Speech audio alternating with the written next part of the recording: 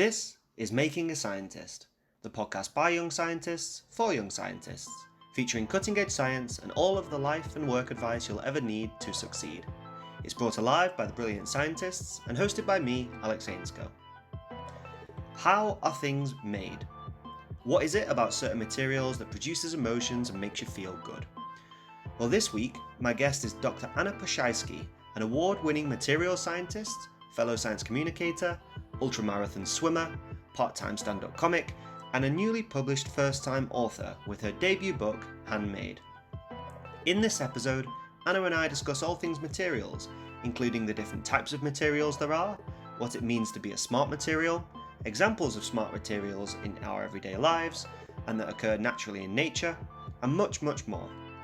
We also discuss Anna's career path and how her experiences of academia have led her to explore career options beyond the academic track. Anna is a general all-round rising star, and I'm sure that we're going to be seeing her presenting science on our living room TV screens in absolutely no time. I love recording this episode, and I really hope you'll enjoy listening. Let's begin!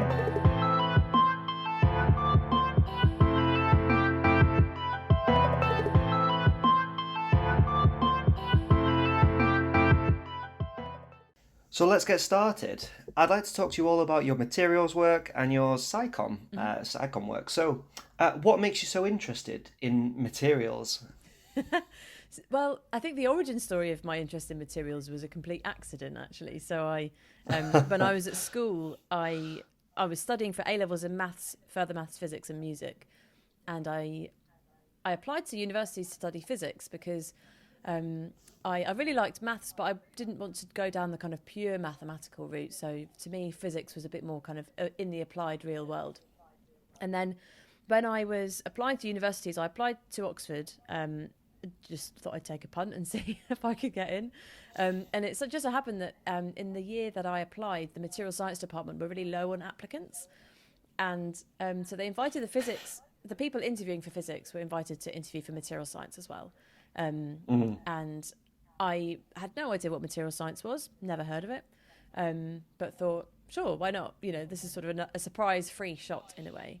So so I went along to the interviews, interviewed for physics and material science, and then got the letter through on Christmas Eve a few weeks later, and they offered me a place for material science.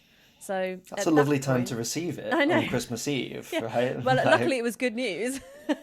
Well, yeah, exactly. So then, I took them up on their offer and went off to uni, not really knowing what material science was, and gradually fell in love with it, I would say. But it was a very gradual process. I think I really fell into my stride at uni. I loved the pace of it. I loved the kind of volume of information that we're being given, and I loved the variety that material science afforded the sort of study, the scientific study, because it's kind of, if listeners don't really know about it, it's kind of a mixture between engineering, physics and chemistry. So you've got the hardcore physics stuff is like quantum mechanics of semiconductors and, you know, electromagnetic waves interacting with subatomic particles in glass to make it transparent. All of this like quite hardcore and mathematical science. And then you've got sort of the chemistry of alloys and how atoms mix together and bond together and form substances and compounds and all of this sort of stuff. And then you've got the engineering side, which is, in our undergraduate labs, we were given a lawnmower and we broke it all apart and we worked out what all the components were made out of and why those materials had been chosen for those components. Oh, that's quite cool. Yeah. It was a really lovely mixture of this kind of application in the real world that I had been wanting to study in physics as well.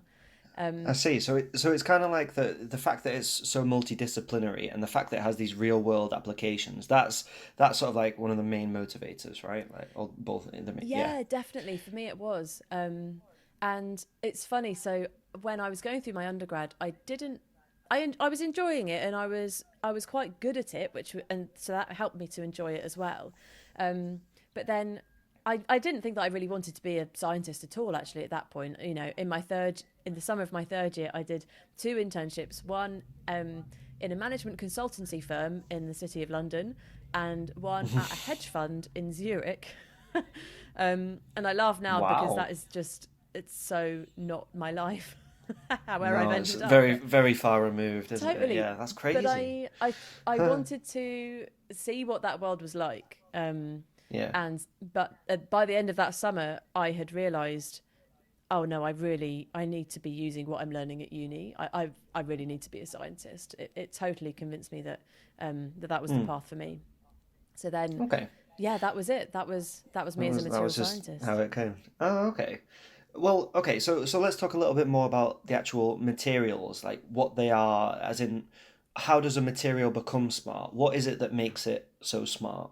Oh, okay. This is interesting. So the term smart materials, I know a lot of material scientists that hate the term, because the definition of it is a material that it reacts to the environment in some way, and by that I mean it could change shape or change color in response to a change in the environment. So a good example would be,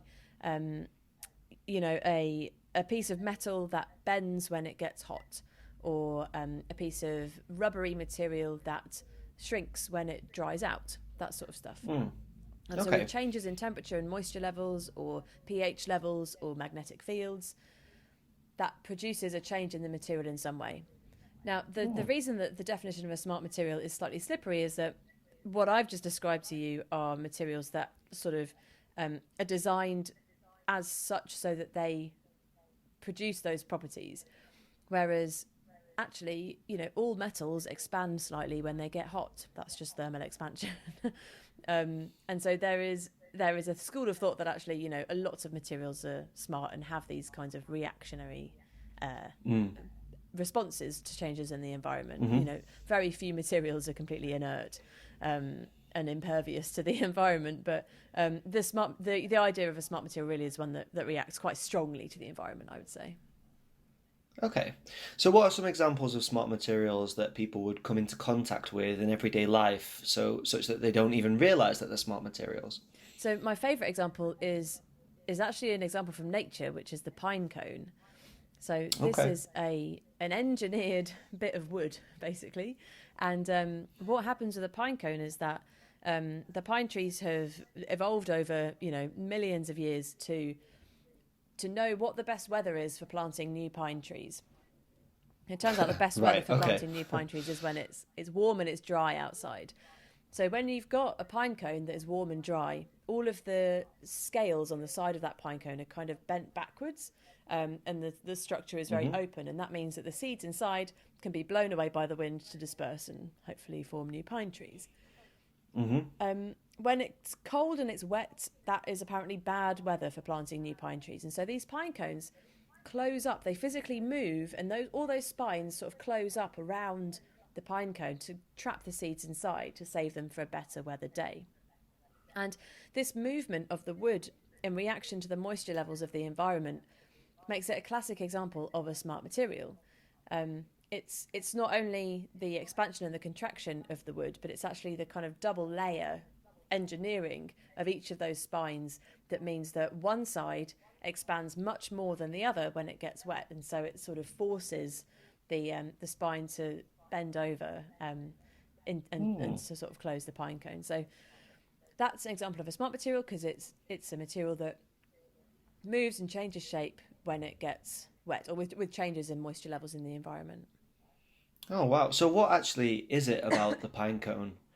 What is about the pine cone and the shape of it, to or the materials inside of it that make it do this expanding and contracting? And has this been utilized in, I don't know, some sort of like a building material or something? Yeah. So when you zoom in to have a look at what the wood is actually constructed like, wood is generally made up of sort of cells. If you were to sort of zoom in, you'd see generally sort of quite long lozenge shaped cells of wood, and the length of these cells and their sort of aspect ratio, if you like, that gives wood a property called anisotropy, which in material science terms basically just means it expands or it behaves differently in different directions. So the directionality of a piece of wood due to the cells in it is what gives these materials their they're sort of different expansion and contraction properties as a smart material. Interesting. So these cells themselves, how do they get bigger? Like, do they take on more water from the moisture? Is that right? I Oh, would I think see. that is Okay. what it would be. Yeah, That's yeah. that's really clever. I didn't know that about pine cones. That's that's really cool. That's really cool.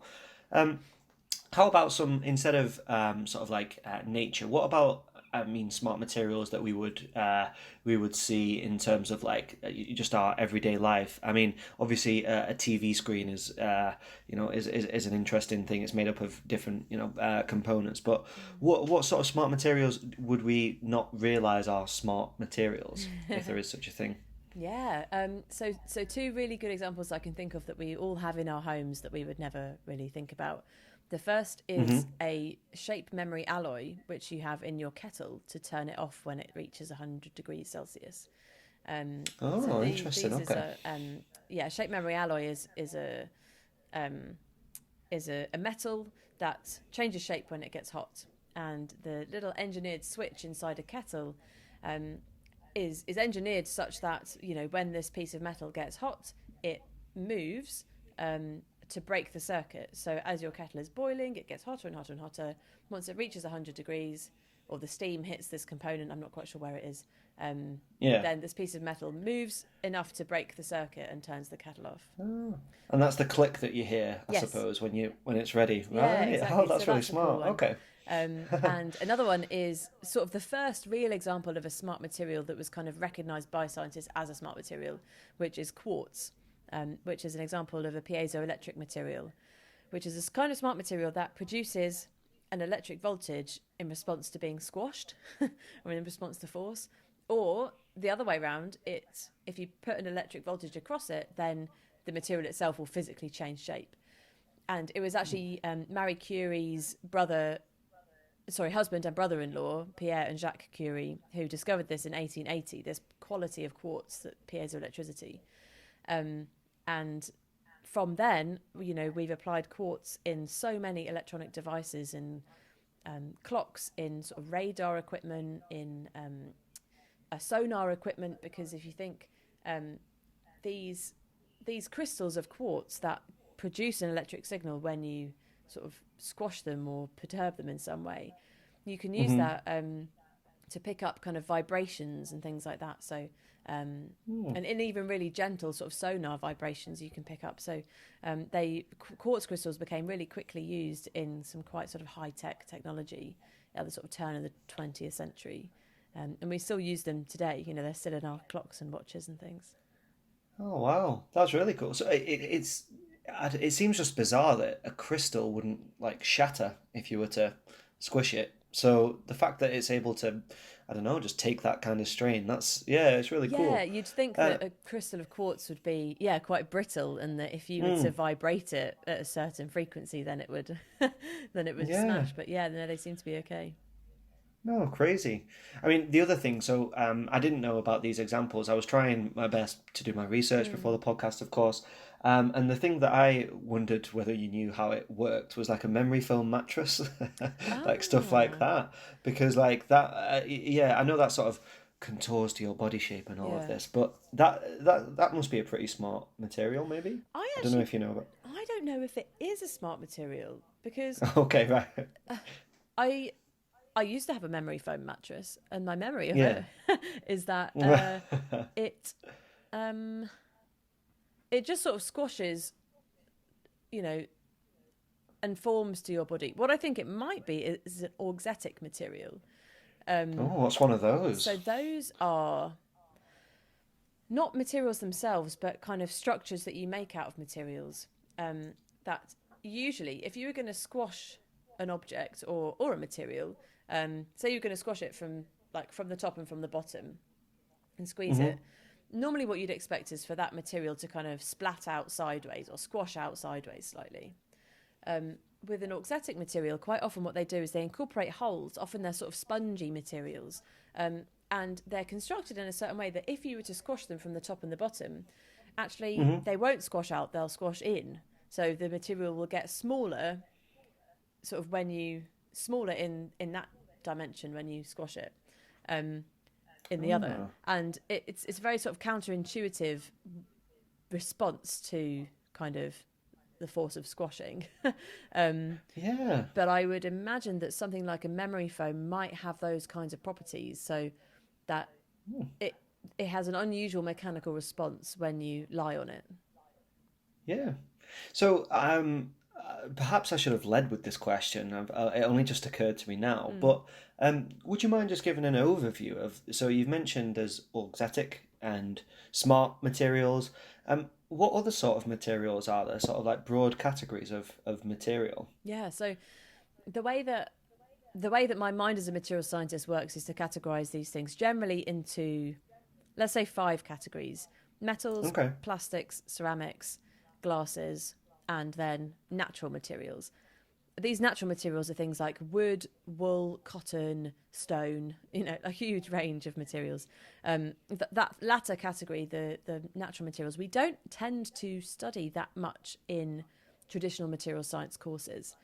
I think it's because nature is quite sort of wily in the way that it constructs these materials. And if you think about a piece of wood, it's different from every other piece of wood. It's got knots in it. It's got a grain. It's constructed by wild forces that are not easy to control. So there's a lot of uncertainty in these kind of natural materials. So generally speaking, material scientists aren't so interested in those because I guess we don't like unpredictability. So instead, what we study is the metals, plastics, ceramics, and glasses. Okay. And can a material be both? Like a metal and a ceramic? But I don't know if it works in such a way.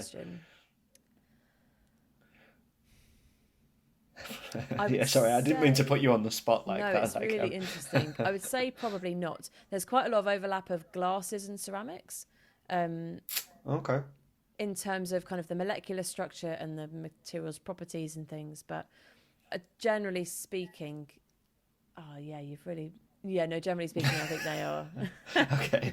Yeah, I'm sorry. It's just something that popped into my mind because I was just curious, like if maybe you can combine sort of properties somehow to get a super material of some sort. I don't know. We are doing that. So I suppose another category is composite materials, and the whole theory of composites is to combine 2 or more materials into one material to get the beneficial properties of the components. So a really common example is carbon fibre. So you take really stiff and strong fibres of carbon, you embed those in a matrix of a lightweight plastic, and you get a strong, stiff and lightweight material. A more delicious example is chocolate. So in chocolate, you've got 3 components, cocoa butter, cocoa solids, and sugar. Obviously, the sugar brings sweetness, the cocoa butter gives a kind of melt in the mouth sensation, and the cocoa solids deliver flavour. So you're always looking for like the best combination of the best materials properties, and you can combine them together in composites.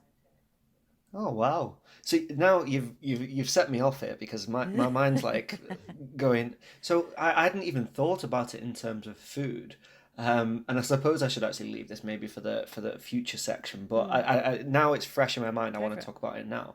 I don't know if you know much about the materials that are involved in making sort of lab grown meat or lab grown sort of structures like that, because I'm sure that materials must have a role to play in that in terms of texture and stuff. 100%, yeah. I think so. So I preface this that I don't actually know about this field, but my instinct would be to say that in any natural materials like meat or wood or wool, the molecular structure of those substances are so complicated, and that's probably another reason why material scientists shy away from these things, because generally speaking, if we take the example of meat, it's sort of made up of proteins, and these are kind of long molecules made up of atoms bonded together in a chain. And then the way that they would bond around together would be things like twisting around each other into a sort of rope-like shape. And then those ropes would form another structure together with something else. There might be some sort of fats in there as a kind of matrix. And the molecular structure of meat would be so complicated and have so many kind of hierarchies of structure that it would be a really interesting material science challenge to recreate those very intricate structures that are, easily made in nature in a sort of synthetic material. Yeah, it's absolutely crazy because when you think nature, everyone sort of maybe thinks like traditionally biology, but then Mm. it can be it really is multidisciplinary. And when you think about the material, like just wood is a building material. Everybody knows this, but then everyone would categorize a tree as a plant, Yeah. right? So I don't know. It's just weird how it sort of like spans these different categories, but people sort of like think about them in such different ways. Um, Definitely. yeah, I could spend forever like talking about these different things. But I want to like get your opinion on a few more things. Sure. What's the most exciting material that you've worked with and why? Oh, the most exciting. Mm. I think the one that has excited me the most, let's go with that. I don't know if other people will find it exciting. Was the material that I worked primarily on my PhD about. This was a hydrogen storage material. So what we were trying to do was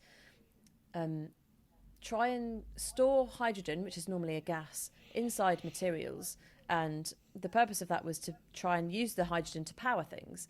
And because hydrogen's a gas and it's very lightweight, it's a really good option for powering portable things like devices or transport things like drones, even cars. People are looking at powering them with hydrogen. And hydrogen's of course got a lot of energy contained within it as well. So it's not only sort of very lightweight, but it's also got a lot of energy, which is very attractive if you're wanting to redesign a plane that uses less fuel, all that sort of stuff. So Yeah. because hydrogen is a gas, one of the problems with it is that if you wanted to use it to power something portable, you'd have to carry around some gas cylinders to put your hydrogen in. And these gas cylinders have to compress the hydrogen to very, very high pressures in order to carry enough that you'd be able to drive your car a few hundred miles if you want to. Yeah. And as a result of that high pressure, those gas cylinders have to obviously be fitted with a lot of safety measures, but they also have to be kind of very big and quite sort of heavy. And so by making big and bulky and heavy gas cylinders, you're kind of negating your benefits of using lightweight hydrogen in the first place. Yeah, So there's I this kind of see. natural limitation with gas cylinder technology that the higher the pressure you want to contain, the bigger your gas cylinder has to be and the less volumetric benefit you get from doing that. So there's I see. natural Okay. limit on gas cylinders. And so we were looking at an alternative, which was to store hydrogen in a solid. And there are lots of materials that contain hydrogen. Ice is a good example of a solid that contains hydrogen, H2O. But I've never seen anyone try to power a car with ice. I'm sure there's a very good reason why. So it's funny to think of hydrogen gas as being inside a solid, but it can bond to all sorts of substances to make solids. The one that we were looking at was called Ammonia Borane, and it's when you see it kind of just in the lab, it's like a white powder. Like lots of materials in the lab are white powders. Nothing Yeah. particularly special Like about it. all of them. Yeah. Yeah. Yeah. And then when you heat it up to around 120 degrees Celsius, the material sort of decomposes and it gives off its hydrogen. So the idea was to like kind of create some sort of solid hydrogen powered system whereby you could heat up this material, it would give off the hydrogen, and you'd then put that through a hydrogen fuel cell to be able to create electricity to power a car or a drone or a laptop or whatever. That was the idea. When I came to the project, the company that I was sponsored by, they had, funnily enough, a composite material containing this hydrogen storage material and a polymer, sort of plastic-like material, and they combined those two together to make a pretty good composite that could be easily handled, it could be easily heated up, and gave off this hydrogen. The thing is, they didn't know how it worked. They'd created this thing in the lab, and it sort of worked, but they didn't really know why. So that was my research What's the question. mechanism? That's That's always like That was my research question. Tell us how and why this is working. And so I did a master's year on it and then a 4-year PhD. So I was working on this stuff for 5 years in the end. And I'm getting to the exciting bit. I know it doesn't sound very exciting at the moment. No. Go on. Go on. It's good. So when you combine these two materials together, earlier I described carbon fibres and plastic being combined into a composite. In that composite, those two materials exist as themselves, but they're kind of glued together, basically. Does that make sense? So the carbon fibre doesn't react with the plastic in any way. There's no kind of chemical bonding at any sort of like very intertwined level. It's all sort of at a much higher, a much greater kind of length scale. Right. With these materials, that's what we thought was the case as well. But there were some funny little blips on some of our graphs that couldn't be explained. Some of these little, when we heated the material up, there was actually a little puff of hydrogen that came out of the materials way below 120 degrees Celsius. So something was reacting in that material at much lower temperatures, but it couldn't be explained with the theories that we had at the moment. Anyway, what I discovered was that these two materials, they don't just exist in themselves like materials do in carbon fibre composites. They actually react to form a brand new crystal. So they create, these two materials combine together to create a new material that had never been discovered before, basically. This new crystal. Oh, wow, that's awesome. Okay. And I was able to grow a single crystal of this stuff, which in itself, that can sometimes take years of work. And I basically just got really lucky because I left a like microscope slide out for a couple of months over Christmas or something, or maybe it was over the summer. And I came back to it and there was this little crystal grown in this little puddle of transparent liquid. And I put it under the microscope and I could see that it was quite big. And so I put it in a single crystal X-ray diffraction machine, which essentially blasts X-rays at the crystal, has a look at sort of how they diffract off it, and from that you can ascertain where the sometimes you can ascertain where the atoms are inside this crystal. And I was able to solve the single crystal structure of this new material, which had never been discovered before. And so that was really, really cool. Yeah, congratulations. It sounds unbelievable, to be honest. Like you solved a single crystal structure. It sounds incredible. Yeah, it was really exciting. Cool. So that's that's the most exciting material I've worked on. It's probably only exciting to me though. Well, no. I mean, I'm sure there's plenty of people who'd be excited, because I'm sure there's some real world applications. Is it being trialed in anything at the moment, or? So unfortunately, the company that sponsored me, they were a spin-out company, which is a notoriously kind of high risk endeavor. I think the company, after I finished my PhD, the company ended up folding, just because there wasn't enough sort of payback on the investment that people had put in and all that sort of stuff. It's all sort of financial, really. Yeah. So the patent is there, the technology's there at the moment. At the time, anyway, hydrogen was less on people's radar. It was all about batteries and battery storage and making better materials for batteries. In the last couple of years, though, hydrogen has become a bit more of a front runner again. Not so much for sort of consumer goods or vehicles, but more for larger scale transport and industrial power. So in the future, the UK, there's actually been some trials of switching steel production to being hydrogen powered, which would be an incredible like reduction in sort of CO2 levels and, you know, all of the really like carbon intensive processes like glass making, like steel making.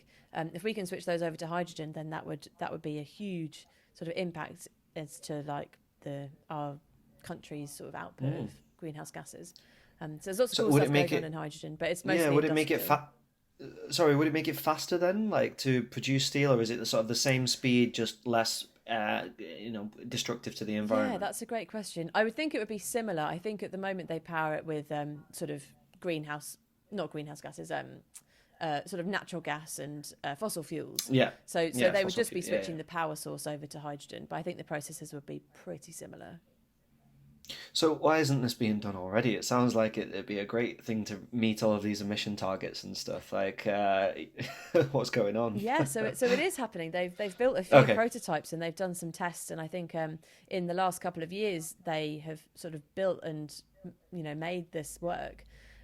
It's just a case of the cost of switching over the fuels now and updating all the safety protocols and all of the hoops that you'd have to jump through as an industry. But it's going in the right direction, which is really cool.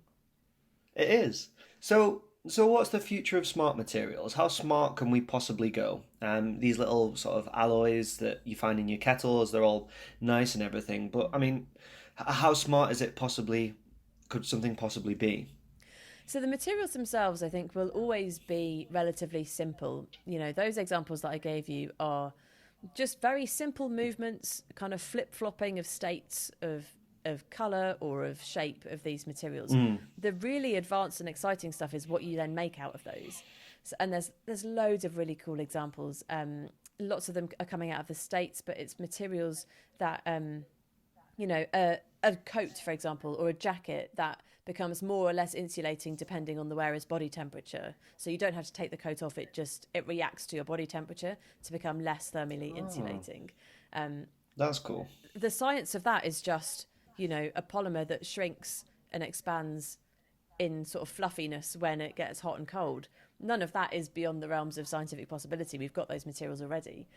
So it's the cool applications of smart materials that I think are going to be really fun.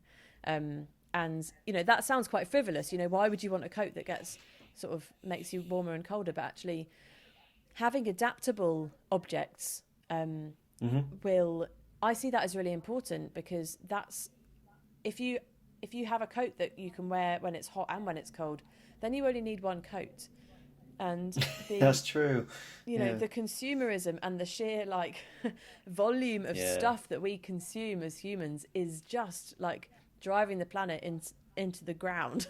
That's a bad sentence, but you know what I mean. Like it's completely unsustainable. We know, yeah, of course, yeah. And so if we're able to engineer slightly smarter things for ourselves, you know, houses that can adapt, windows that can go dark when it's hot and bright outside so that the sun doesn't heat them up as much, roof tiles that change colour to reflect depending on how the temperature is outside, so that they are able to self-regulate better inside. I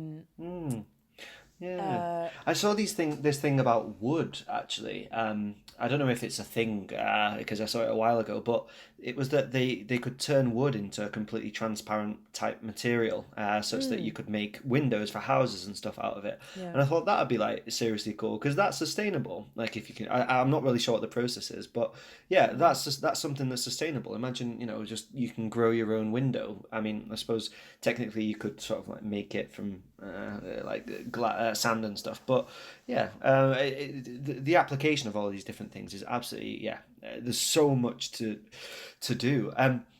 I now like you've started my mind going off now, and in terms of like materials and sort of the whole fast moving consumer goods side of things, I wanted to just maybe ask you a question about recycling or sustainability and stuff. So obviously, like, everyone is concerned about plastics right now. It's, you know, it's always in the media, or it's always the focus of some sort of new Netflix documentary that everybody is like, have you seen this? Obviously there are people are developing biodegradable plastics, but that doesn't really solve the issue of the existing plastics that we've got at the moment.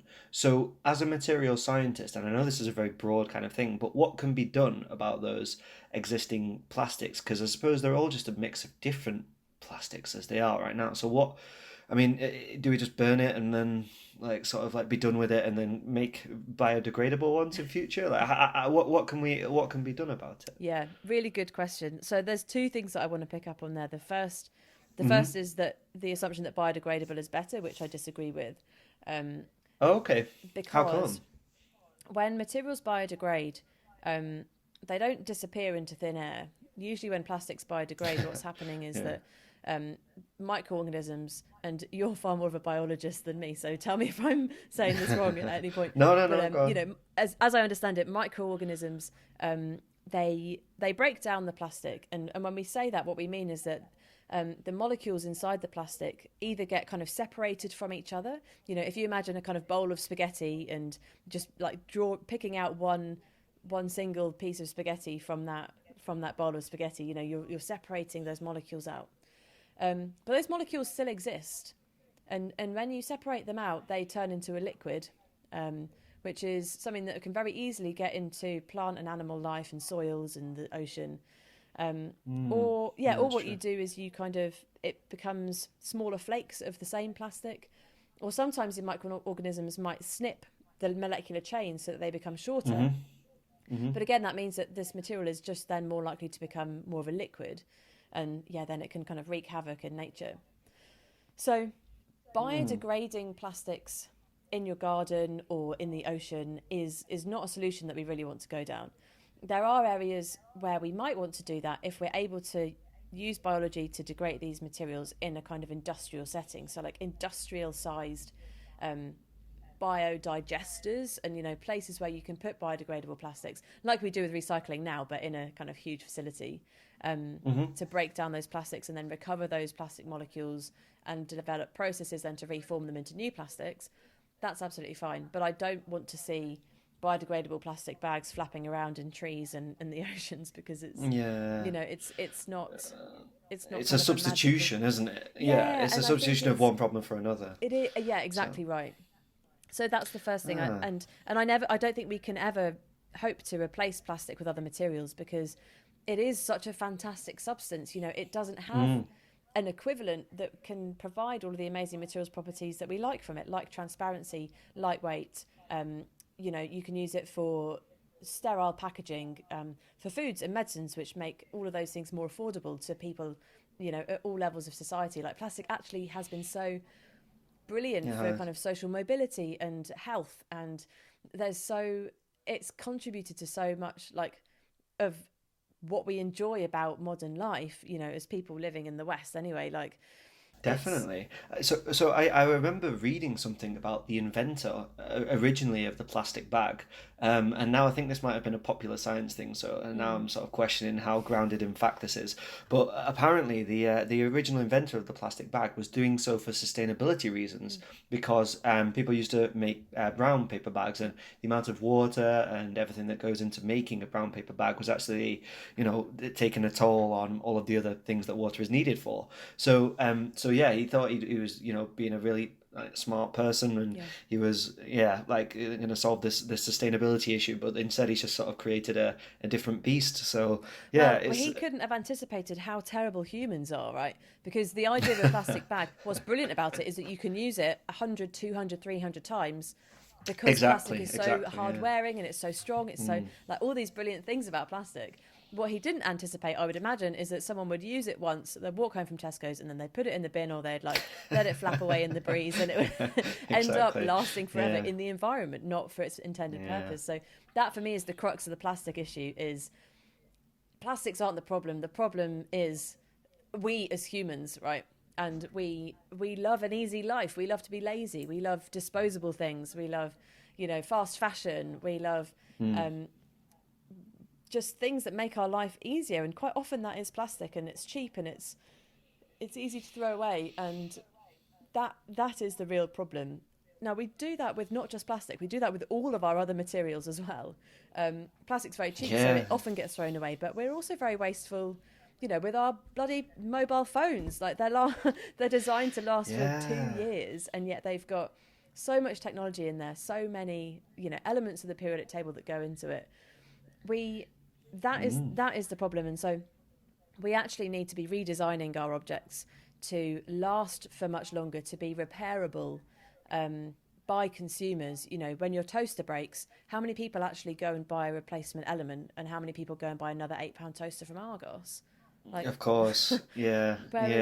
So but then coming into all of this, you're absolutely right, but why would you go through all the palaver of wanting to fix your toaster when you can just quite simply just order a new one on Amazon? It arrives 1 p.m. next day.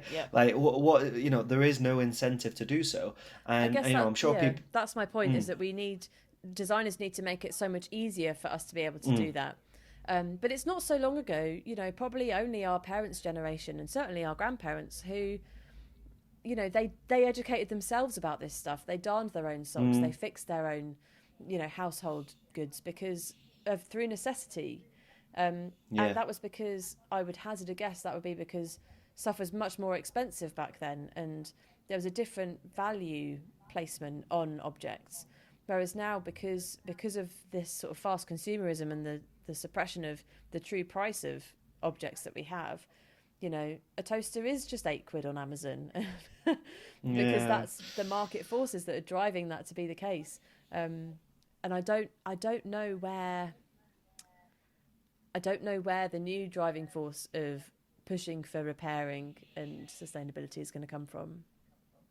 No, I suppose generational change, maybe like Yeah. Netflix documentaries. Perhaps that is the only Yes. way. Finally, the millennials will be vindicated for how much Netflix we watch.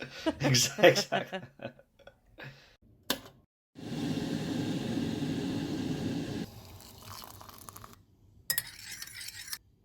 So for this next section, I'd like to talk all about when you were young. Sure. We've already sort of touched upon what you studied as an undergraduate, but where did you grow up? Let's go back there. Where did you grow up? Where were you from? Yeah, so I grew up in Bedford, which is a sort of small market town about 50 miles north of London, roughly between Oxford and Cambridge. Sort of a nice place to grow up, to be honest. Like, I was able to walk to school, you know. It was pretty quiet, pretty safe. Yeah. Yeah, nice. So then, so you then got into Oxford as an undergraduate, but you initially wanted to study physics. So sort of all these degrees, like, must have been, especially when you were in A levels, like there must have, the male to female ratio must have been skewed, shall we say? That never like put you off at all, like because I imagine like it's always difficult for me to because I don't really think about these things, but I can imagine it might have been a little bit daunting. So I was incredibly lucky. I went to an all girls school. So firstly, there was no obviously gender balance to contend with there, and our maths and our science teachers were pretty much exclusively women as well. So I always had really strong role models of women who were really, really good at maths and really, really good at physics and chemistry. And it was never actually I'd never even considered it as a factor. You know, good. All of the people around me were like women and girls who were doing maths and doing physics and wanting to be engineers and all this sort of stuff. So I'm sure that is a huge factor as to why I was able to feel confident to apply for physics and end up doing materials. And my undergraduate as well, the course at Oxford is very small. When I was there, I don't know what it's like now, my year group was about 30 students in the whole uni doing materials in each year group. And so, you know, a couple of people either way would sway that gender balance quite far. But from what I can remember, actually it was pretty much 50-50, possibly even more girls than, possibly even more women than men on the course. And that's pretty unusual in engineering. I don't know what the ratios are like now, but I would hazard a guess as to it would be fewer women than men studying for engineering. And again, the faculty, you know, the professors there, there were some brilliant women professors at Oxford in materials. I would say the balance was not 50-50 at that level, but I don't remember seeing it as a barrier or a challenge likely to come up. The first place where I really kind of experienced gender as a factor in the sciences was in my PhD. And funny enough, go on. No, I was just going to say we'll come on to your PhD in a second, but like, yeah, because I just wanted to just explore a little bit more about your undergraduate, because you mentioned that you did some placements and stuff. So so what did you do and where did you go for those?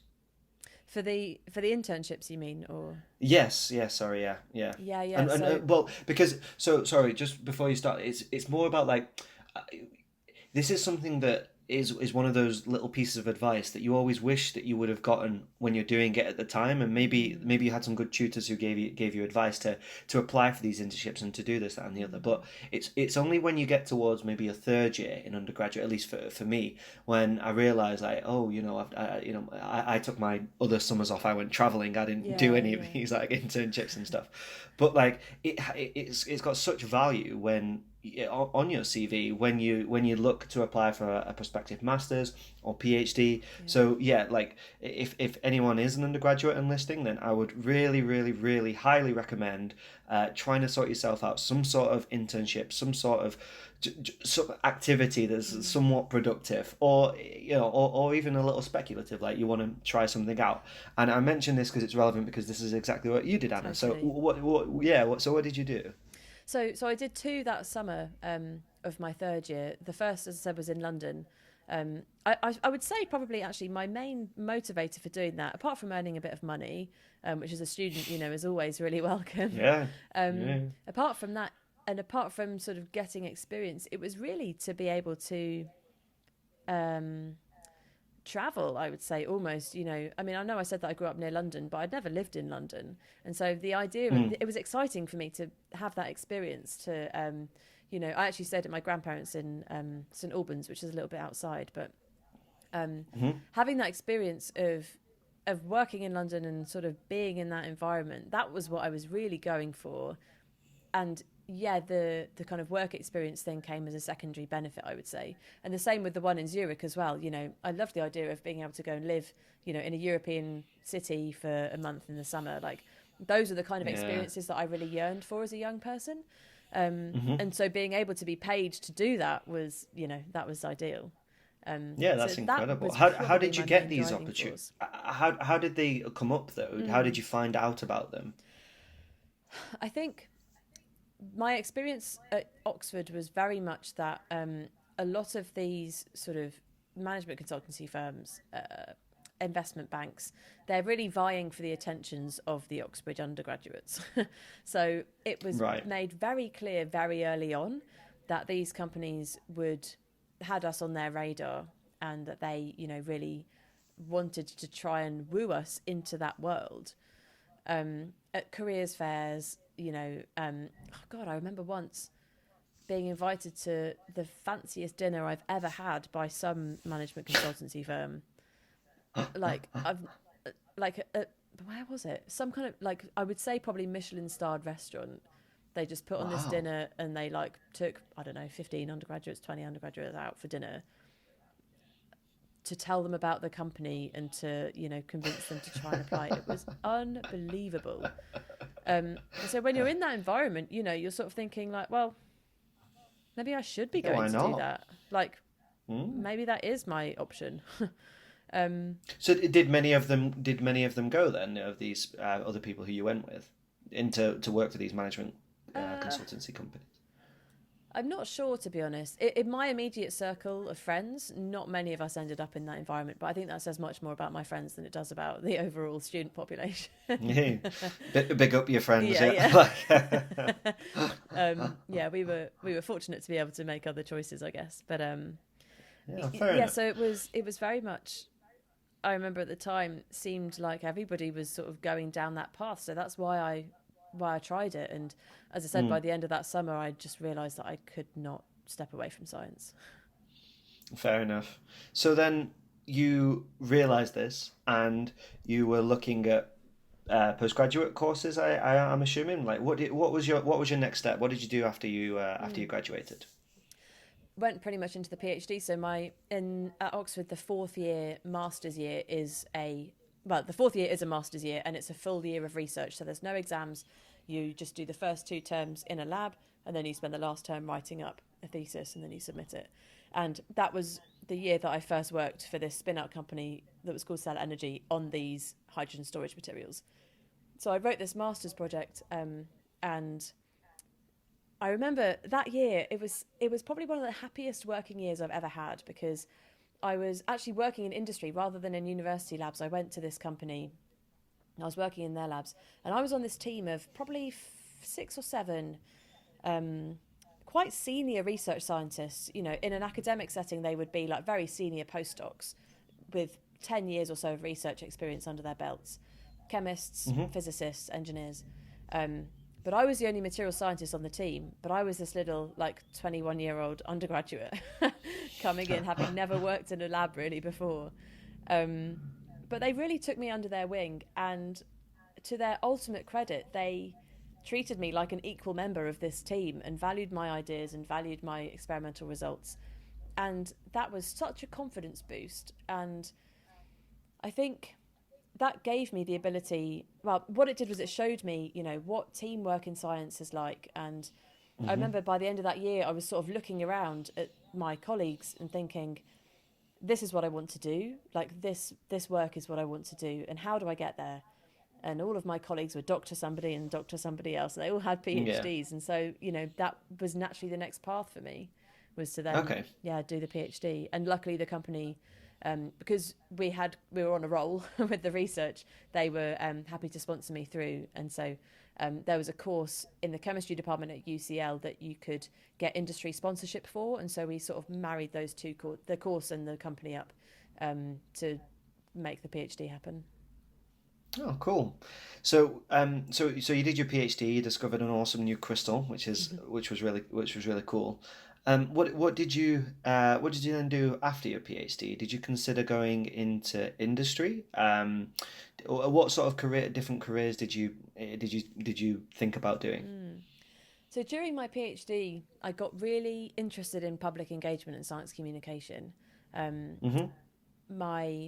I found my PhD very difficult. It was a very difficult working environment, going from this highly professional, highly driven team of very professional scientists into a PhD student research lab in a university was a real juxtaposition.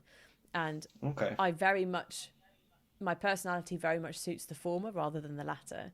So I found it a very uncomfortable gear change to then be in academia in academic research labs. And so as a result of that, I wanted to do as little research in the lab as possible. So I took loads of these optional courses that were offered at UCL as part of their graduate school. It's an amazing program. You can do anything from, getting new skills on the computer, learning coding, to languages, to becoming a better writer, better presenter. And one of these was an introduction to public engagement. And so I went along. And the reason I went along was because it was like a 5-day course, it was a big chunk of time that I could spend out of the lab, very intensive. So I thought, that's brilliant. I'm going to go to that. And by the end of that, my eyes had been opened to this world of public engagement, communicating to the public about science. And I had unwittingly signed up for a event called Bright Club, which is a stand-up comedy night put on by universities, whereby they train their researchers in stand-up comedy skills and then put those researchers into a comedy club with a comedy audience and get them to do stand-up comedy about their research. Sounds brilliant. It sounds so cool. Like I like, before you mentioned this, I'd never heard of it, and I looked it up, and it sounds incredible. But obviously with COVID, I think everything has been like postponed and stuff. But yeah, if anyone's listening and is interested in that sort of stuff, and everything starts up again, then you need to go and do this, because it sounds really, really cool. Absolutely. So did they give you some training to do so? Yeah, okay. Yeah, they did. And then okay, and then they put you in front of your live audience first time round, and how did it go? The most terrifying thing I've ever done, I would say. The reason that I agreed to do it was because I was already petrified of public speaking. And I'm the sort of person that if I can identify a kind of personal shortcoming, or I felt that public speaking and my fear of it was really holding me back in my career, or I could anticipate that it would. I didn't really have a very long career, but I could anticipate that it could become an issue or a barrier. So I thought, well, if I'm going to get better at this, then what's the worst way? what's the most terrifying thing I can do to really kind of pull that plaster off? And it was this stand-up comedy night. So I imagine that, if you were to bomb out in a talk, for instance, like a science talk, it wouldn't be as bad as if you were to bomb out on stage when you're going up there and you're trying to make people laugh and they're just like, boo. Can confirm. I've done both of those. Can confirm comedy's worse. Yeah. Okay. Right. Yeah. It's brutal. Absolutely brutal. Yeah. But then the high must be quite high if you There's nail no feeling it. like So- it. There is nothing like it. And that first comedy performance, the audience were very kind, firstly, because they knew that everybody there was a beginner. But it was a huge wave of relief and wave of realization that... and actually, comedy fascinated me because, in the sciences, generally speaking, there's a right and a wrong answer. Certainly in the stuff that I'd been doing, exams, there's always a right and a wrong answer. And I was very comfortable in that. With comedy, it's a much more slippery and imprecise art. And, you can say the same joke, the same words in the same order in one room and, everyone is falling about laughing. You can do exactly the same thing in the next room the next day and it's deadly silent. And that was mysterious to me and intriguing to me. And I really wanted to find out more about how this all worked and to understand audiences and how they tick and how the parameters of communication work. So that was what really piqued my interest. And so, I kept doing stand-up about science and kind of honing that craft. I would never profess to be a stand-up comedian now, but the skills that it taught me in terms of understanding audiences, being concise, because if you've got a 5-minute slot, you can't do your 50-minute conference presentation with slides. You've got to be direct and to the point. You do. That's one of my biggest things that I'm personally trying to work on a lot more is to be more concise and to ask more kind of like cutting questions, but with like half the amount of words. Yeah, exactly. I'm still struggling. It's really, really tough. And if you can do that and make people laugh as well, I mean, that's such an awesome skill to have. Like it really is. It was a kind of masterclass in that. And I also through that got really interested in storytelling with science, and that is I've taken that through now to my most recent work as well. Definitely. So I really do want to come on to all the passions outside of science just a little bit later. But just to sort of like focus just on your career now. So you postdoced after your PhD. So what was the research in terms of that? What did you do there? That was smart materials research. So by the time I'd finished my PhD, the company had folded. Hydrogen storage materials were falling off the kind of excitement scientific radar, and so I needed something new. And actually, the reason that I picked smart materials for the postdoc was that I was asked to write a chapter in a book by Jim Al-Khalili, who's quite a well-known science communicator, physicist. He invited me to contribute a chapter to his book called What's Next, which is all about the future. And my brief was basically, write us 7,000 words about the future of materials. I was like, okay. Wow. And so I was sort of reading around, what would be an interesting way, an interesting angle for this, because it's such a broad thing. And so I chose these smart materials, the stuff that can adapt and move and morph. And wrote a chapter on that. That's really cool. That's really cool. How did that come about? How did you, did he reach out to you or did you offer like... Well, typically in my career, during my PhD, I sort of found a mentor in Mark Miodownik, who's a very well-known material scientist, very well-known sort of public material science communicator. And he was at UCL and I'd read his book, which is called Stuff Matters. And I just sent him an email and I said, like, I thought your book was brilliant. Can I take you for a cup of tea? Like, can I buy you a Mars bar next week and just pick your brain about, definitely. how you go about that, what your kind of philosophy on writing is. I was just so intrigued by Mark, and he kind of took me under his wing as a kind of mentor and really helped me with my sort of science communication work. And we had a lot of frank conversations about kind of academia and careers, and he was really sort of a good guidance figure. But as a result of that sort of working relationship with Mark, a lot of the time when he gets opportunities, he turfs them off onto me. And this was one example of that. So Mark was asked by Jim to write a chapter on materials. Mark didn't have time to, or thought it would be a good opportunity for me, and so he gave me the opportunity instead. No, that's awesome. But I mean, you have to, like these things don't just happen. You have to put yourself out there, and you've to find to identify characteristics in someone that you want to then be your mentor. Yeah. That to me is key. And then just being able to to see it through. That's really cool. Yeah. So it kind of leads me into my last question, really, for this section, and that's, what advice would you give to young people who are like either postgraduates or looking to sort of go into their first post PhD position? What would you sort of say to these people if I don't know, like the advice that you wish you kind of would have gotten, not necessarily for a particular career path, but just in general?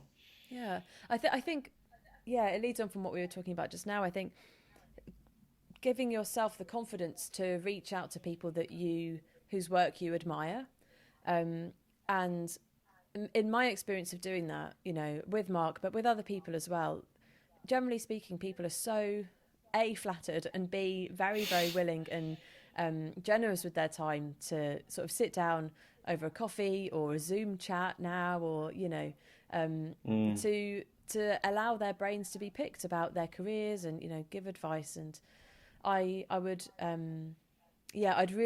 I'd really strongly recommend that people just pluck up the courage to send that email and just say, I'd love to buy you a cup of tea and pick your brain for half an hour about your paper, or about your career, or I really love that talk you gave, because all they can say is no, right? And you've got absolutely nothing to lose. And that's, for me anyway, that's the way that I see so many opportunities, flashing around in academia, but also beyond that as well.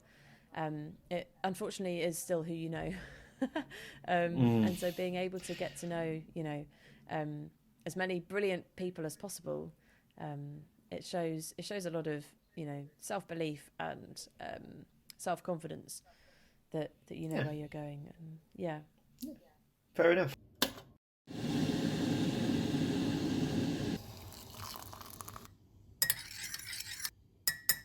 So this next section is called Your Experiences in Science, and it's more of sort of a few quick-fire questions, just so that you can, I don't know, I'll put you on the spot a little bit, Great. so don't, just to sort of pre-warn you. Cool.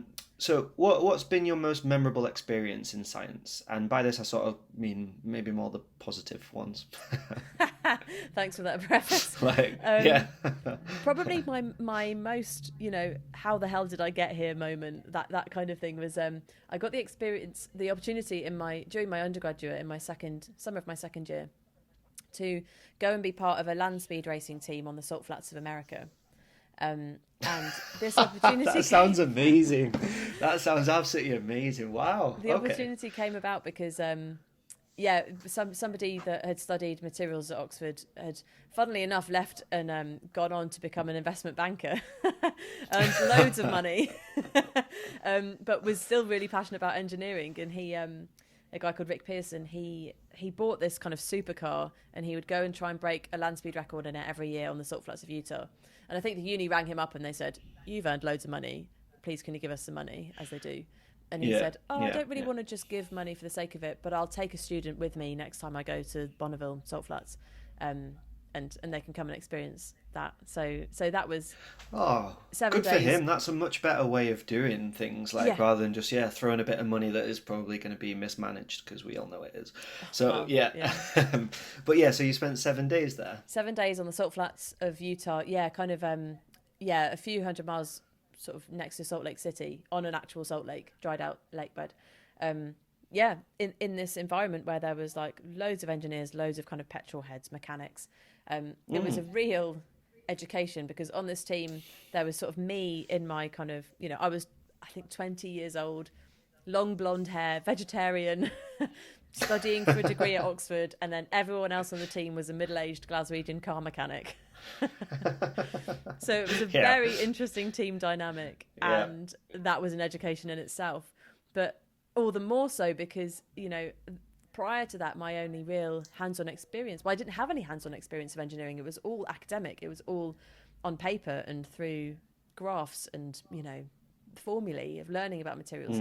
But to actually see this stuff come together and then quite often break, a lot of the engineering components broke because we were sort of pushing this stuff to like its limits. To experience all of that, like proper engineering, was a real eye-opener. And that week served as a real contrast when the next year I went to go and work in these, city firms.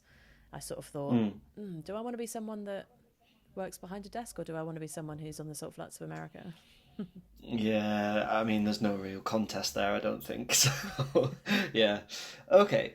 What was the biggest challenge that you faced as a student? And obviously this depends on how honest you want to be here. So, yeah, what was the biggest challenge you ever faced? The biggest challenge for me was just getting through my PhD. The working environment, as I hinted at before, was very hostile. One person in particular was sort of a real bully character in the group, and he was very, very difficult to work with and to work around. And as a result of sort of his presence in the group and how his energy just created this really nasty place to be, I became quite lonely, quite isolated. I didn't really speak to anyone at work. I just kind of got my head down, did my experiments, and that was it.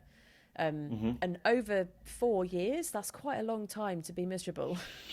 It really is. I'm so sorry to hear that. Like, there's nothing worse than hearing that someone's had a bad time as a result of somebody else's actions, because sometimes you can have a bad time because of circumstances. They can be bad, but if it's a sort of sustained thing over a period of time because of the way someone's behaving, that's deeply not on. I'll just leave it at that. Not on. Yeah, and I'm sure listeners will be thinking, like, why didn't you try and do something about it? And I did, and I told people, and unfortunately what made it so much worse was that the systems are not in place. I saw that the systems weren't in place to for this kind of behaviour to be dealt with properly. So the protocols that they had around it had left so many gaps, and there were sort of so many loopholes that just let the issue slide again and again, and it could never be escalated high enough because it all just sort of got pushed under the carpet, really. And this person finished their PhD before I did, but then they were re-employed by the chemistry department at the same uni and continued the experiments, continued to work in the same lab. So it was sort of, there was no protection there for the vulnerable people in that space, and that was more hard hitting than actually the words themselves or the environment itself, because that I could deal with. The stuff that was really hard to deal with was the feeling that you weren't supported, and that makes you feel not valued as well. That your concerns aren't being taken seriously, and that this person is being re-employed when actually, you've just said. It's like, exactly. It's like they were being rewarded, exactly. And it was a real kick in the teeth. During the time that I was there, there was a big campaign that was, I think, called Zero Tolerance. And I just remember looking at these posters and thinking, like, that's the opposite of what I've seen. Like, I've seen very much encouragement, very tolerant indeed, of this sort of behaviour. And it was so, I still feel very angry about it now. And what I really want, what I hope anyway, is that, going back to the psychon work, what I'm hoping is that if I'm able to have some sort of profile or some kind of voice, then I hope to be able to make a difference where I couldn't before. And who knows whether that will actually happen, but something's got to change there, because I saw tens of young, brilliant scientists come in through those doors and leave early, or some not just quit the PhD because that environment wasn't conducive to being there. And it's such a crying shame, and it's got, all these changes have got to come from the top. We can't just rely on getting more girls into physics at 18. You can't just feed it's not a solution, beast. is it? Yeah, exactly. No. So was it sort of multiple environments? Did you think it's a discipline? Because I'm sure it's not, exclusive to the university you were at for your PhD. I'm sure this happens up and down the country, and also throughout the world. So do you think it's a discipline type, not as in like it's a like whether it's a materials based thing or something like that? What do you think? It's really hard for me to say, because for me there's too many. Let's be scientists about this. There's too many parameters that were unfixed. So there's the parameter of the department, there's the parameter of the university, there's the parameter of being a PhD student, and all of those things I couldn't pinpoint for sure what the root cause of it was. And so that's actually why one of the main reasons why I went on to do my postdoc was that I wasn't convinced that it was researchers' fault. And I wanted to try and eliminate some of those parameters. So I changed departments. I actually went to go and work for Mark in the Institute of Making for my postdoc. Because I thought... So you knew him before that you went to yes, work yeah. there? So Right. I reached out to him during my PhD, and he was sort of a mentor figure for a couple of years before I worked for him. Okay. And I knew that he was brilliant. I knew that group and that department were exactly my kind of people, exactly the sort of work I wanted to be doing. And so, that for me eliminated a few of those parameters in terms of, is it the department, is it the people, blah, blah, blah. But by the end of my postdoc, I came to realise that I still didn't want to go down the research route. And it was nothing to do with the people. It was nothing to do with, those past experiences. It was just that my research career had run its course and I had more exciting opportunities elsewhere. Fair enough. Sorry to sort of like go back to it, but then this sort of environment that you were in, was it sort of an isolated thing for you, or were there not others who were sort of going through the same motions? Yeah, there were 3 or 4 women before me in that group who experienced exactly the same thing and made exactly the same complaints for the years before I was there. There was another one at the same time as me, and it wasn't. I mean, it was personal, but it wasn't personal. It was chronic. Okay. Again, on behalf of sort of like all the blokes in academia, I'm really sorry about that. Like, it should not be the case. It's horrendous. Like, bullying is just, I cannot stand it, like, at all. Yeah. And I also want to say that it's not just a gendered thing. I've known many high up women professors also to be bullies, many high up male professors to be so supportive, so brilliant, such fantastic allies. It's not just women that get bullied in academia. It's very true. Yeah. Shouldn't generalize. No, that's but still, it's just I suppose it's more of a like a personality trait rather than very much so. Anything else. Okay. But still, really sorry to hear. So, something a little bit more cheery then. What was the best piece of advice that somebody ever gave to you? One of the things that stuck with me was Mark and I have had many, many careers chats over the years, and he teased me once about all the things I've tried, I've then sort of discounted. I've gone through my career trying things and then thinking, no, that's not for me. Trying something else, no, that's not for me. Trying something else, no, that's not for me. And I remember a couple of years ago, I got into the Bsa Media Fellowships, which is where they sort of sponsor academic researchers to go and work at media outlets like newspapers or BBC for a short sort of 3-week period to go and learn about the kind of media engine of science reporting and how it all works. So I went to do that, and because I thought, maybe science journalism would be a thing that I wanted to do. And I sat and had a coffee with Mark afterwards, and he was like, so how was it? Do you think you want to be a journalist? And I was like, no, I don't think so. I don't think it was for me. And he sort of shook me by the shoulders and was like, what do you want? I can't work you out. You say you don't want to do research. You say, yeah. And then he was teasing me that I had this like big long list of careers that I've just like steadily taken a black marker to and like crossed out this big list. And the piece of advice that he gave me about that, I guess, was just to like keep going, keep trying things, because at some point you'll just know that it's what you want to do. Okay, and then the final sort of question for this section: what would your top work-life balance advice be? Work-life balance is so important to me. It's always been important to me. Even as a kid at school, I was doing music, I was doing sport. I was always very extracurricular, very, very busy. And that balance has always been really important to me. And I've never found it difficult to walk out of the lab at 5:00. And I've never felt any pressure to kind of go above and beyond.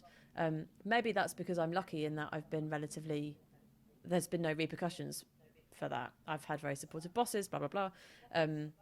It's always something really important to me. I guess in terms of advice of how to achieve a good work-life balance. It's all about keeping it in perspective, I guess. And in academic research, we're very lucky, I think, in that we're generally, maybe this isn't true everywhere, but for me anyway, my experience was that I was basically only answerable to myself. You know, if I slacked off too much, I just wouldn't get a PhD. But the thing is, you know, you're given a long time, 4 years, to do a lot of work. But hopefully a sign of a good boss is one that will just allow you the freedom to get that work done when you get it done. It is. It certainly is. I was very lucky in that I was given a hugely long rein, hugely long long lead. Leash. Thank you. To be able to balance it how I wanted to. And so I was able to do the comedy. I was able to, you know, continue with the stuff that I love doing. And yeah, I think for me, it's all about keeping it in perspective. You know, is the world going to end if you go home at 5:00? Almost certainly not.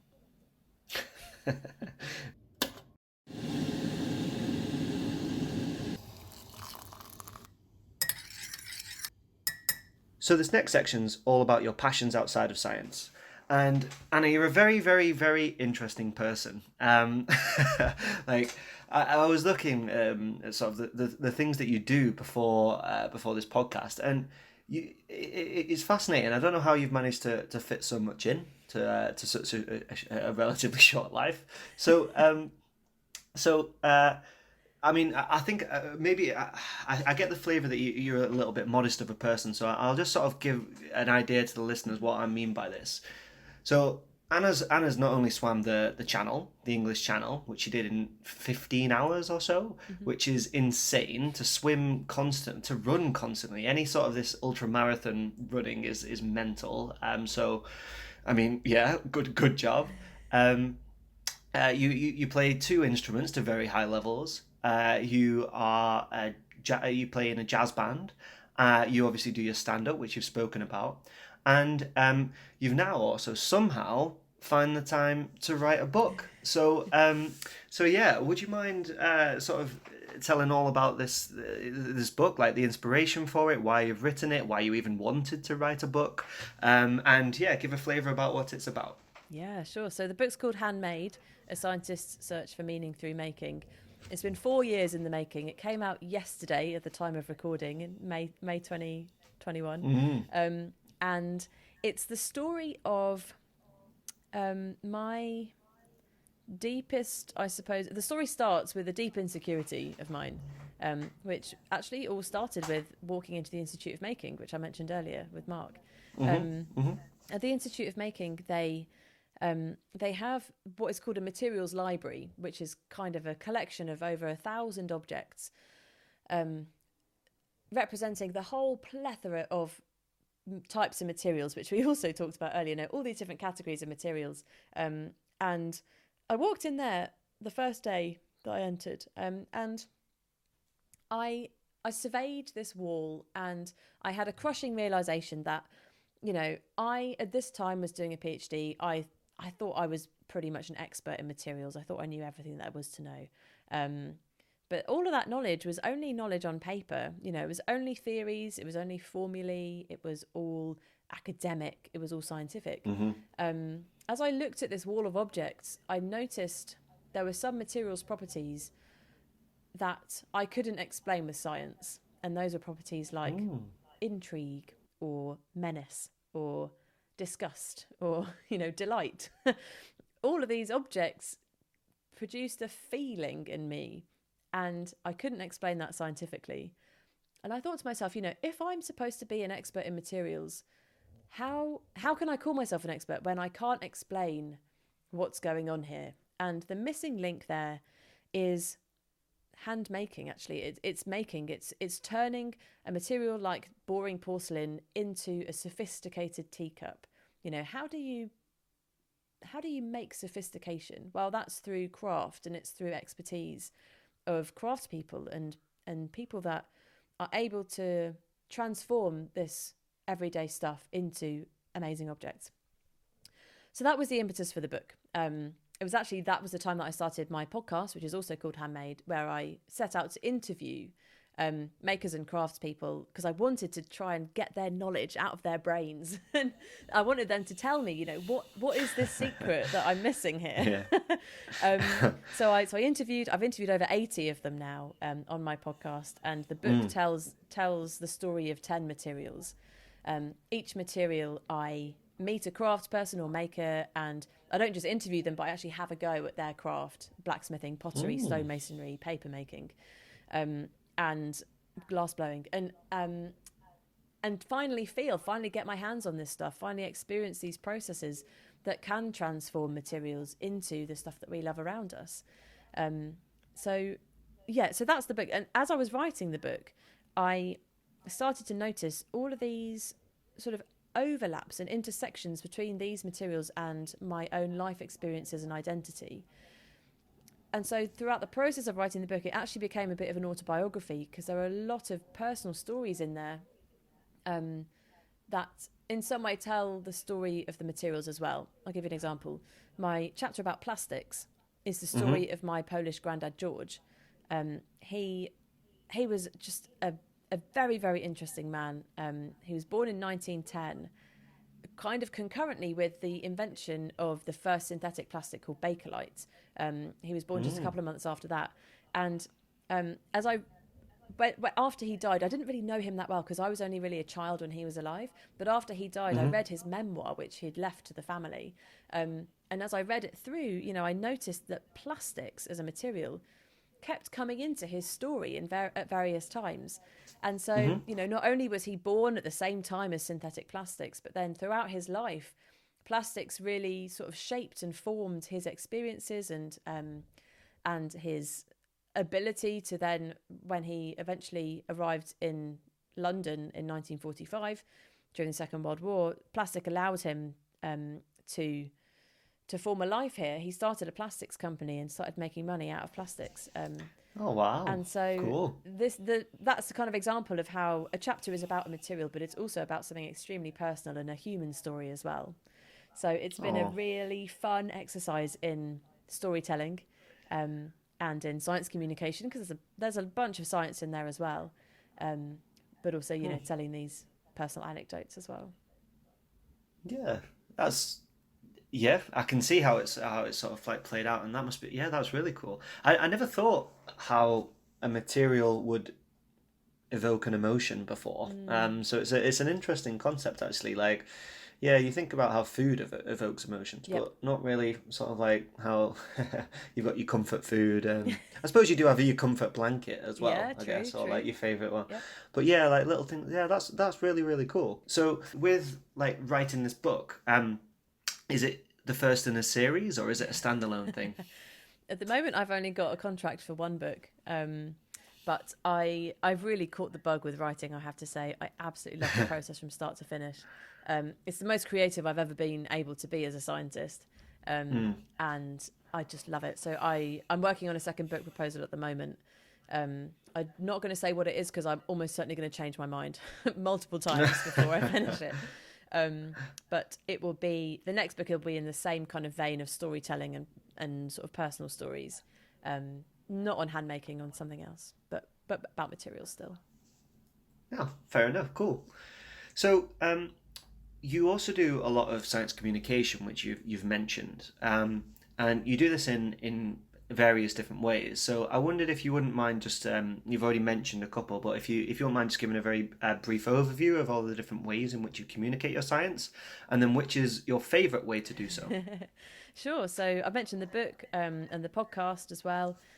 Stand-up comedy. I guess the only other missing link in that is that I do a lot of public talks. At the moment they're all on Zoom, but traditionally they would be kind of in person, either at science festivals or sometimes, to schools, that sort of thing. I really, really enjoy doing demos with science. Sometimes those are sort of flair and dramatic with fire and big bangs and stuff, and that stuff is really cool. But I saw the one with your trumpet, of some sort of tube. Yeah, the Rubens but it looked tube, awesome. Fire trumpet. Yeah. I mean, I love all that sort of the dramatic, I suppose, the theatre of it. I really, really like. But there's also something very beautiful about I suppose having a look at changing how people look at stuff. In my talk, I'm going to show you this. In the book, I make a mug with a potter called Darren Ellis, and I'm showing Alex this mug here. It's when I do these kinds of talks, what I really like to do is to change the way that the audience see everyday objects like this. So sometimes there's huge, big bang explosions and stuff, and sometimes I'm just waving a mug around and saying, isn't it amazing that just a few millimeters of material can insulate our hands from scalding hot tea? Let's think about how that is. How is that able to do that? I just love it all, and I can't wait to get back on stage and start properly connecting with people again, because as good as this is and as lovely as this is to talk to you, it's not the same as the atmosphere of a full room. It's certainly not. I think podcasts over lockdown have been really good. Personally, for me, just sort of like listening to different ones. I've listened to yours. You're sort of a kind of hero of mine with all of this sort of science communication work. But it's a nice sort of individualistic thing to sort of go for a walk, stick a podcast on. I spend a lot of hours in the lab doing my PhD work, so I stick a podcast on while I'm doing menial tasks like plating my qPCR plates, doing my cell work, all that sort of stuff. So podcasts are great, but the sort of it's the same thing with like watching it. If you were to watch a film at home, like there's not the same excitement as if you were to make a day of it, to go to the cinema, then like go for a pint afterwards, or or dinner or something, and then to sort of like break it down, like really deconstruct everything that happened. It's just not the same sort of vibe and atmosphere. And while I think there's a role for this kind of thing, as soon as we get back to all the proper live events, that would be seriously cool. Yeah. So I want to. I can't wait.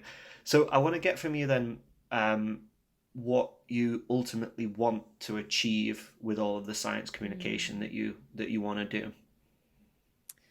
I've been having a lot of these thoughts and conversations recently about why we do science communication. What's the end goal here, like you just asked? For me, it sounds quite frivolous on the face of it, but it is about sort of having a voice and having a profile. And I don't mean just getting loads of Instagram followers and becoming an influencer like that. I'm not interested in that. What I'm interested you can get a free lunch for that. Like, can you really? Okay, then maybe I do want that.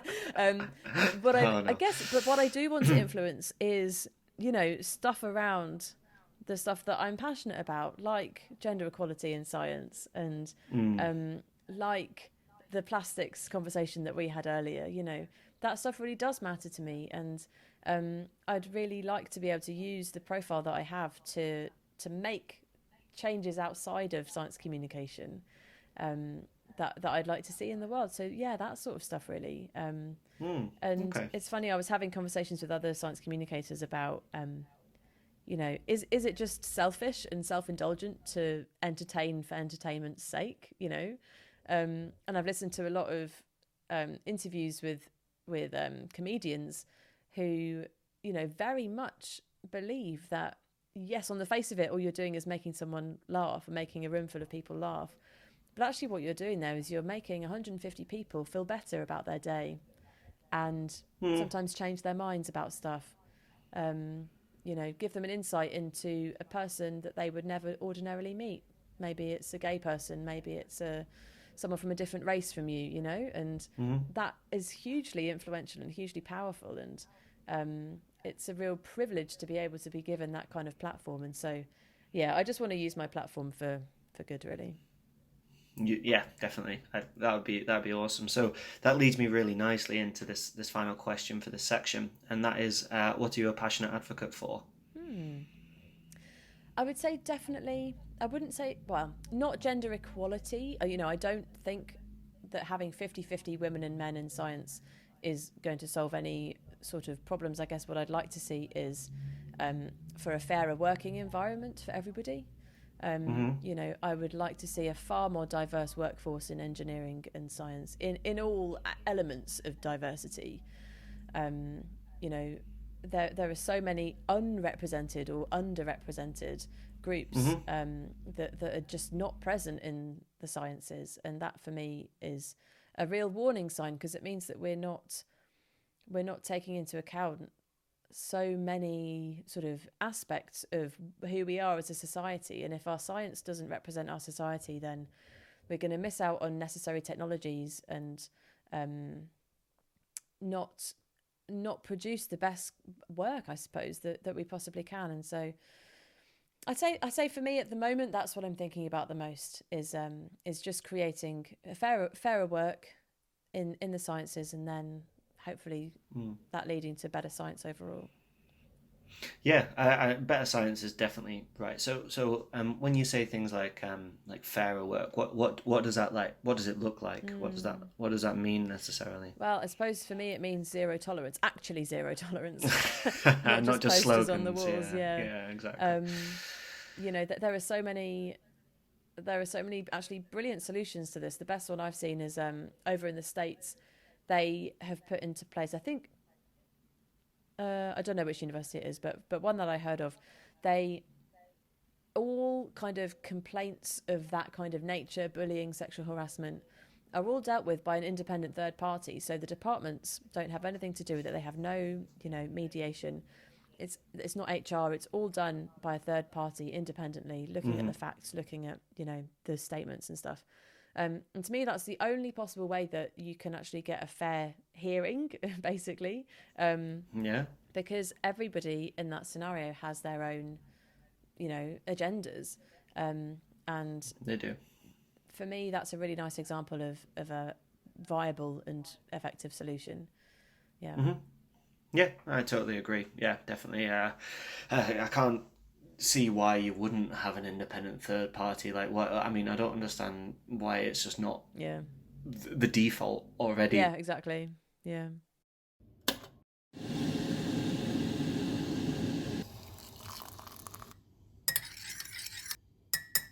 So I'd like to just now get your final thoughts.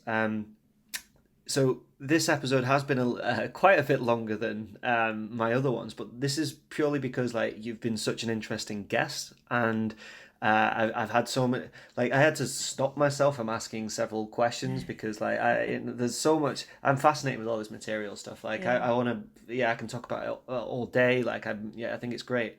But what I'd just like to get from you before we go is that in science in general, which emerging trend do you see as having the greatest potential to affect change? When I was reading old papers in material science, there was never any mention of sustainability. Should we be developing this alloy when it uses so much energy to make, and we can only mine it in this tiny town and far-flung country? There was never any moral question around materials and the engineering applications of them. Far more now we are seeing people discussing these in papers, and it's even sort of driving whole areas of research, sustainability, and it's a much greater focus. So I think that for me is a really encouraging change, is that we're not just doing material science for material science's sake. Now we're actually trying to affect positive change. Definitely, yeah. You're the first material scientist I've had on. So they're mostly kind of biologists so far, and I'm trying to change this. So yeah, everyone sort of stays within their field, but I think it's really nice to sort of get a different flavor about all of these different things, because everything interlinks and crosses over. So it's really good to sort of get a nice broad overview. Yeah. Then the very final question, which I also asked to all of my guests, is: if you could do it all over again, what would you keep the same and what would you change? I'd do it all the same. I've had such a good ride, and I'm just having such a brilliant time, working as a scientist, working as a science communicator. I'd do it all the same. Perfect. A woman with no regrets. That's what we like to hear. That's what we like to hear. Awesome. Okay, well, Anna, thank you so much for your time. I really, really, really enjoyed this chat. Yeah, and all the best with the book, and keep listening to the podcast as well. So thanks. Thanks, Alex. Well, as you've now heard, I actually had to refrain myself from asking questions, otherwise we could have been doing this for so much longer. I'm really grateful to Anna for giving up her time to do the podcast. It was truly a joy to record. The next episode is going to be released on Wednesday the 16th of June, and it'll feature Dr. Wahida Abdul Salam, where we'll talk all about proteomics, the role of chlorine and chloride channels in disease, and all of the advice that she wishes that she would have heard before starting a family and trying to juggle an academic position. As always, please make sure to keep subscribing and following us on our Twitter and our YouTube platforms, and rate us on your podcast platform because this helps us out a huge deal with metrics and it'll be very, very much appreciated. Until next time!